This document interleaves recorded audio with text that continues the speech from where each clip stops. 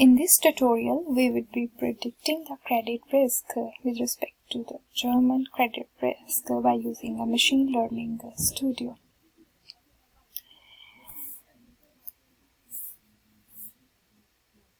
So first of all, we would be creating an experiment. In part 1, as I have earlier explained, that we have to create a workspace as we are using the Georgian College identity, then there one free workspace we can create. So but in that we can create multiple experiments. So earlier what I have shown with respect to the workspace, that were actually the experiments which I have earlier created. But anyhow, when we create a workspace, and in our case there would be only one workspace, that is a free workspace provided by the Georgian College, and on clicking that we would be able to create the multiple experiments. So here what I would do, I would just click on the experiment, and there I would be prompted to create a blank experiment. So on creating the blank experiment, now for the part 2 of the assignment, we would be dealing with the German credit card. There are two options we can do it with. First, we can upload the existing data which we already have, or we can use the inbuilt data. As of now, we would be using the German credit UCI dataset, which is already exists in our machine learning studio. So I would be just searching the German credit, and on getting this I would be dragging to the pipeline canvas. Afterwards, now it's time to edit the metadata. So here what would I do? I would be would be searching the edit metadata, and then I would be dragging to the pipeline canvas. So basically what here I am right now doing is I am preparing the data. So we can view the first 100 of data and some statistical information for the whole data set by clicking on the visualize data set. So here, as earlier we did, we can click on the German credit and we can visualize the data. Because the data file did not come with the column headings, the studio has provided a generic headings, column 1, column 2, column 20 up to column 21.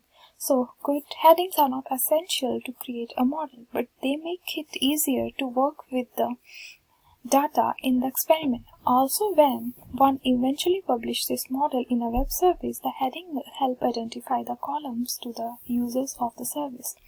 So in order to provide some kind of headings to the dummy column names, we would be providing some relevant names. So that could be done by using the edit metadata module. We use the edit metadata module to change the metadata associated with the data set. In this case, we will be using it to provide more friendly names. To edit the metadata, we would be clicking here, and then we would be launching the column sector. And after launching the column sector, in the properties lane, we would be after clicking here, here we would be launching the column sector, and there we would be choosing the by name, and then by name we would be selecting all columns, and we would be dragging those to the selected columns. After selecting everything in our edit metadata, we have to make sure that we would be changing the names of all the columns.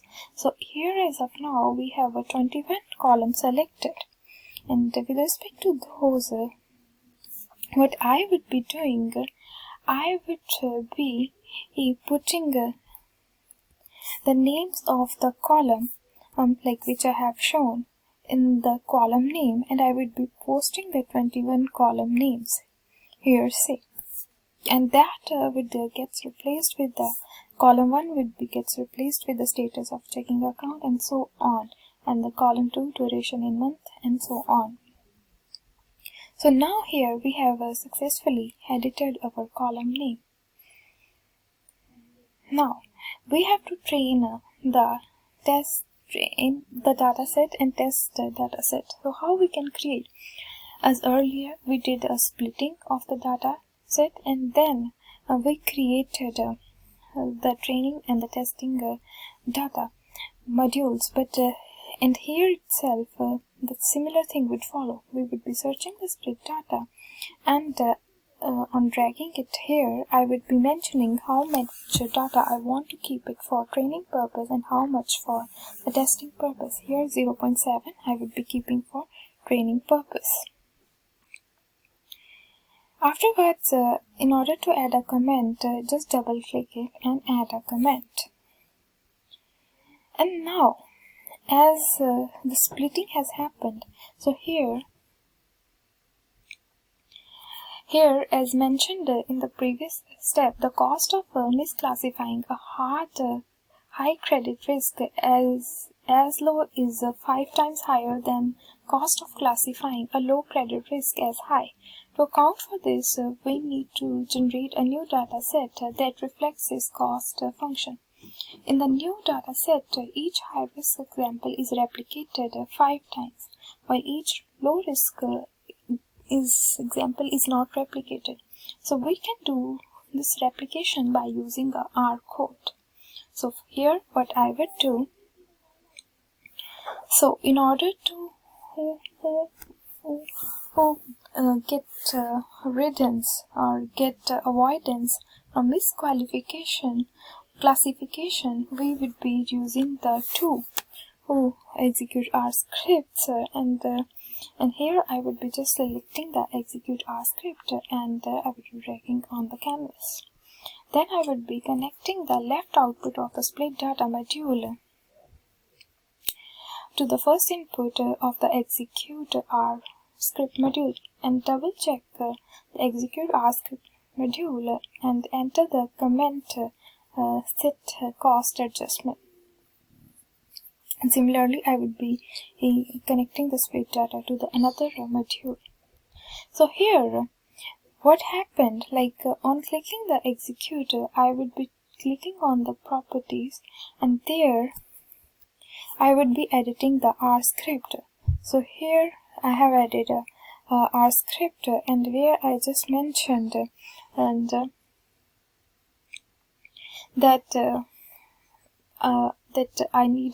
I executed the R script there, and after splitting it, so right click on the execute R script, and whatever was given in the Microsoft Azure Studio, there I copied the R script and I just pasted it there. And similarly for the other execute R script, I put the same thing which I have put here in the properties pane. Now I just ran the whole thing, and it gave me the result. Now it's time to train the model. So here for this thing, like I would be using the two training models. One would be a 2-class boosted decision tree model, and the one would be a SVM model. So let's deal with it. So for this, what I have done, I would be taking the 2-class boosted decision tree, and then I would be searching the train model. So I have just searched the both and I dragged it here, train model, and then I made one connection. So find the 2-class boosted decision tree module in the module palette and drag it on the canvas. Find the train model module, drag it into the canvas, and then connect the output of the 2-class boosted decision tree module to the left input of the train module. The 2-class boosted decision tree module initializes a generic model, and the train model uses a training data to train the model. So Now let's have a look on this thing, and we can run it and we can see whether it's working or not. And now next thing, like on clicking the train model, again we can select the credit risk as its feature. So with respect to the credit risk, because one wants to compare that whether the credit risk would be more or not, so that feature would be analyzed. So here on clicking the train model, so what would be trained, on what aspect would be trained? So on clicking here, I would be launching the model, and there I would be putting the credit risk. So launch the model and then put the credit risk. Now it's a time to use the second training model. So here I will be using a two-class support vector machine SVM model. First, a little explanation about the SVM. Boosted decision tree work well with the features of any type. However, since the SVM module generates a linear classifier, the model that it generates has the best test error when all numeric features have the same scale. To convert the numeric feature to the same scale, we must have to use a tan edge transformation with the normalized data module. So let's see what does it mean. That I have again chosen that, like here I just chose a two-class support vector machine. Right here again I chose a similar kind of a train model. So one can use this train model and make a copy of it, and then I would be making a connection with respect to it. So otherwise, in order to make a copy, it would be easier for us. Otherwise, one can make again train the model. If one is taking the train model from here, one can just click here and then launch the model and then put a credit risk. And afterwards, as we know that to convert all the numeric feature to the same scale, one has to use a tan edge transformation. So what does it mean? That on clicking here I would be using the tan edge transformation, and I would be needing a normalized module to do so.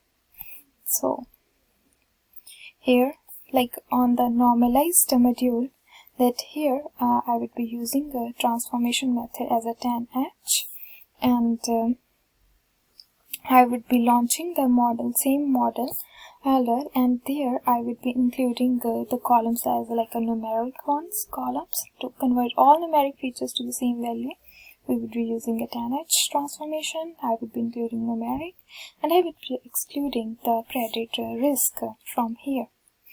Why I would be excluding the credit risk? The SVM module converts the string features to categorical and then to the binary 0-1. So we don't need to manually transform the string feature. Also, we don't need to transform the credit risk.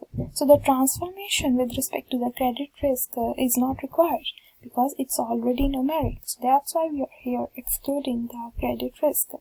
It is numeric and we are including all the numeric. We are excluding credit risk because it's already numeric.